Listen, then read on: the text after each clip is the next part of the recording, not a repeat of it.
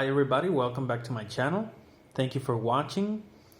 So let me start this video by asking, what is the difference between the two singles that I have right here for you? Well, before you answer that question in the comments, I'm just gonna flat out and say that both sleeves are exactly the same. Both sleeves are from the same artist, the same song, from the same year, the same album. It's exactly the same record, the same 7-inch single. However, one of those is a colored vinyl, and the other one is a regular black vinyl. Now, before I tell you which is which, I know that both labels say that it's a limited edition blue vinyl pressing. I'm aware of that, but this one is a colored vinyl, and this one is a black vinyl. So apart from the color, which is obvious, what else is there to say about colored vinyl? Well, first of all, colored vinyl is not something new. Back in the, I guess, the late 40s, during the 50s, when Columbia Records was unveiling their 7-inch format, and they came up with the large hole because they designed the record players for this specific hole and whatnot. So back then, Columbia Records had this color coding. They would color code each record for a different genre of music. For example, off the top of my head, I really don't know exactly which was which, but for example's sake, let's say that back then, for example, black was for pop music, blue was for rock music, green was for country music, red was for rock. I don't know. Each color had a different genre associated to it.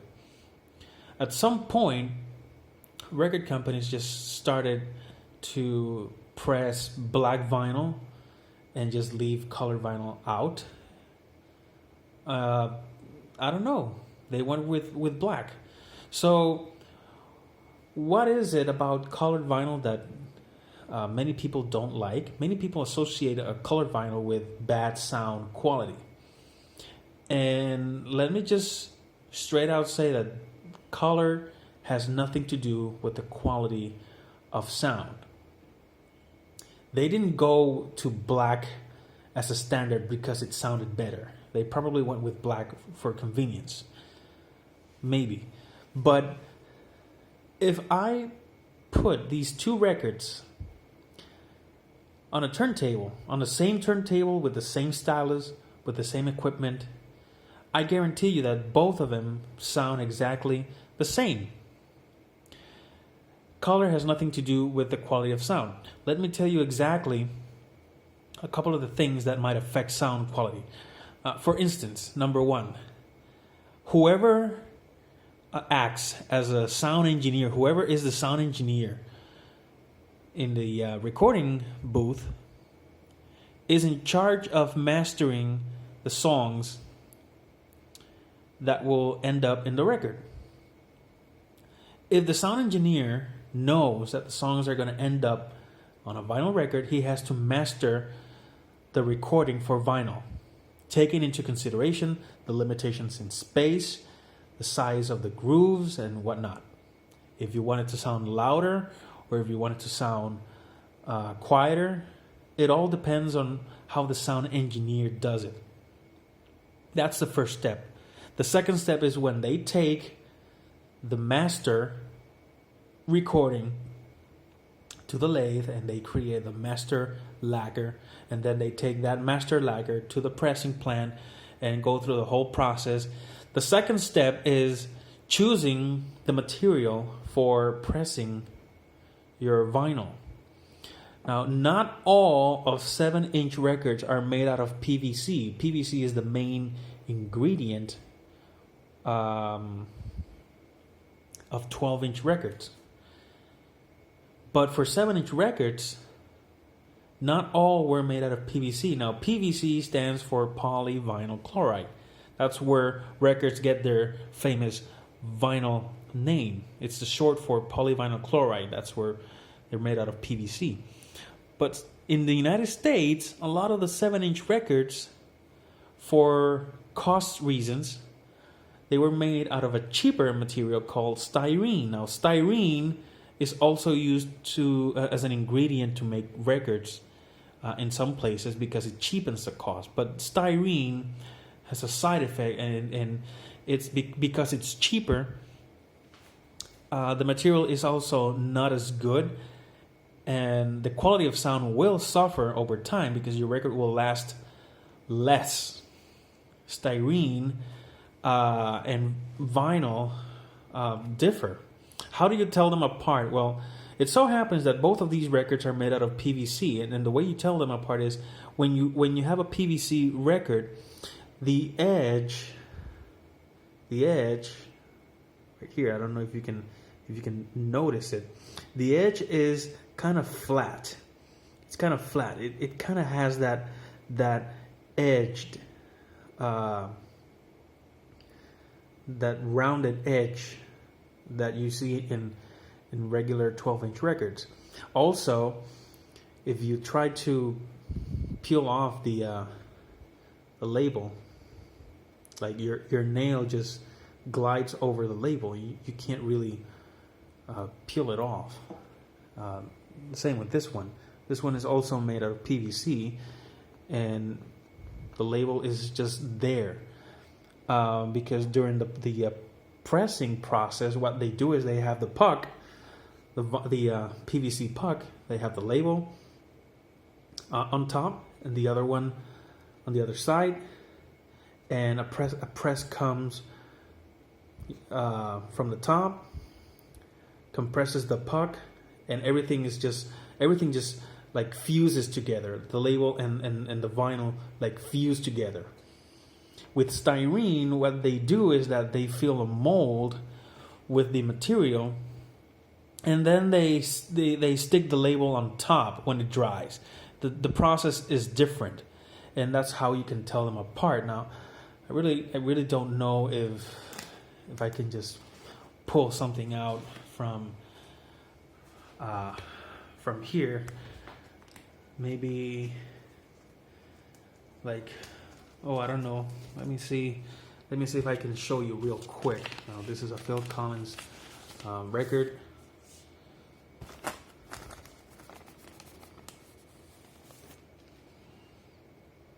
And this is also vinyl.